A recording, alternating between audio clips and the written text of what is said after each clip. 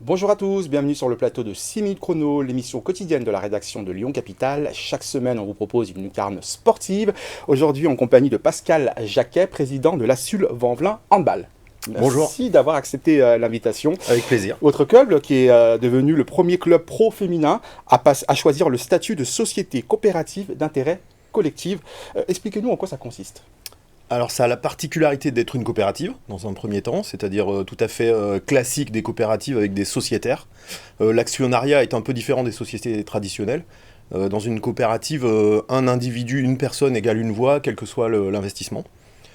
C'est aussi d'intérêt collectif, la deuxième partie du titre, parce que la SUL est un club qui est un club à dimension sociale et éducative, et qu'on souhaitait passer dans la professionnalisation, mais en gardant nos valeurs, en gardant nos activités et en les valorisant.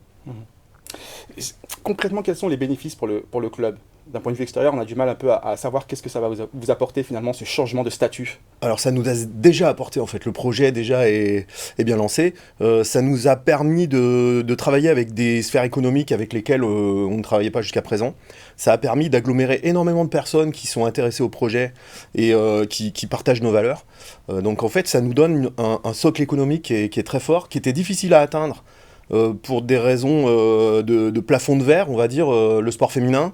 Vaux-en-Velin, la banlieue, hein, ville de banlieue.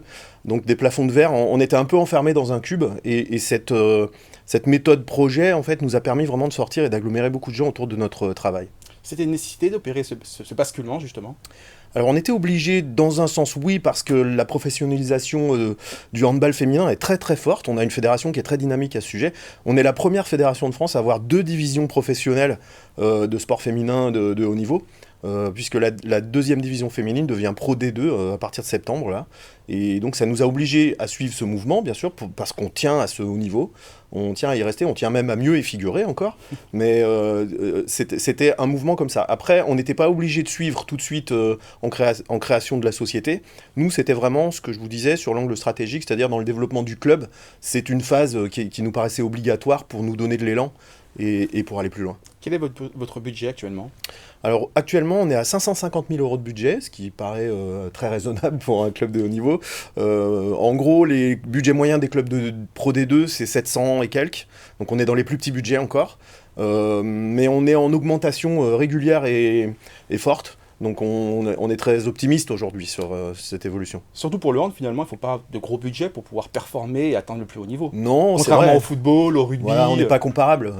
Déjà, il faut bien penser sport féminin. Déjà dans le hand, en fait, il y a du simple au double en fait, hein, en termes de budget entre les filles et les garçons. Mais c'est vrai que le handball reste un sport très raisonnable économiquement et avec des valeurs authentiques et par contre une valorisation très forte. Le budget pour aller en première division non féminine, c'est 1,2 million d'euros. Pour s'y maintenir raisonnablement, c'est autour de 2 millions d'euros. Donc c'est quelque chose qui est effectivement accessible en termes de fonctionnement global. Et vous arrivez à convaincre des partenaires, justement. Comment ça se passe pour convaincre des partenaires, vous l'avez dit, de soutenir du hand et du hand féminin? Alors nous, on est vraiment sur ce projet qui est un peu innovant, c'est-à-dire que c'est l'économie qui va nous permettre d'aller vers le terrain. On mise pas quelque chose, un business qui est centré sur le sport, on mise un business qui est centré sur toute l'activité du club à 360 degrés, donc un projet qui est vraiment ouvert sur l'impact sociétal, sur l'impact territorial, et en fait on pense que c'est ça qui permet d'aller vers après quelque chose dans la performance sportive et l'excellence.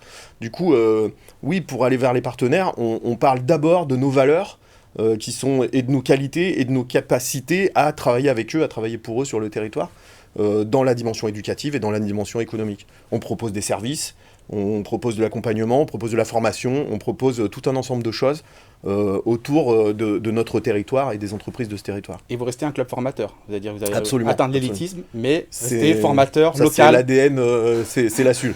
On a fourni des internationales historiquement, enfin voilà, on est un club formateur, on l'est sur l'échelon métropolitain, on veut l'être sur l'échelon régional. On est effectivement sur une ville à Vaux-en-Velin aussi où il y a un potentiel extraordinaire. Il y a 50% de la population qui a moins de 25 ans à Vaux-en-Velin. C'est un vivier fantastique de talent et de talent sportif. Quelles sont vos ambitions pour cette saison? Le maintien sportif, et le développement économique. Ouais. En gros, les deux, c'est-à-dire passer sur... on a presque, économiquement, on atteint là un 50-50 en termes de financement privé-public. On veut passer à 60 à la fin de l'année. Et voilà, sportivement, on veut se maintenir en deuxième division. On y croit fort parce qu'on a une équipe très très jeune, on a l'équipe la plus jeune du championnat, mais aussi très talentueuse, avec des gros potentiels, donc on y croit. Et vous arrivez à attirer justement, à enrôler des joueuses. Est-ce que ça attire Vaux-en-Velin? Oui, alors là, cette année, on a eu un effet qui est assez particulier sur le projet, c'est qu'il y a des jeunes filles qui nous ont contactés pour venir jouer chez nous, parce qu'elles avaient entendu parler de ce projet qui est vertueux, et qu'elles trouvaient intéressant. Et puis il y a quand même l'attrait de la métropole de Lyon, la ville de Lyon, qui attire beaucoup d'étudiantes et qui a un potentiel économique très important, comme on le sait. Voilà, donc on est aussi fiers d'être métropolitain, d'être lyonnais, et d'attirer les jeunes filles pour ça. Rapidement, pour conclure cette émission, est-ce que vous arrivez à attirer du public? Est-ce qu'on vient vous voir jouer? C'est encore un progrès à faire. Voilà. Aujourd'hui, le Covid a été quand même très difficile. On était à 600 de moyenne avant le Covid. On était l'an dernier à 300. Là, ça revient un peu mieux. On était 500 et quelques samedi, donc on espère que ça va revenir. Ouais. Okay, ça va Venez voir les filles. Voilà, je vous lance un appel. Venez à Vaux-en-Velin, l'accueil est parfait. Le match est sympathique en général. C'est du handball, donc on se fait des petits arrêts cardiaques à la fin. Mais voilà, c'est très spectaculaire et ça va vite. Le message est passé. Merci beaucoup Pascal Jacquet d'avoir accepté cette invitation. Merci à vous de nous avoir suivis. Vous retrouvez cette émission et toutes les autres sur votre site préféré www.lyoncapital.fr.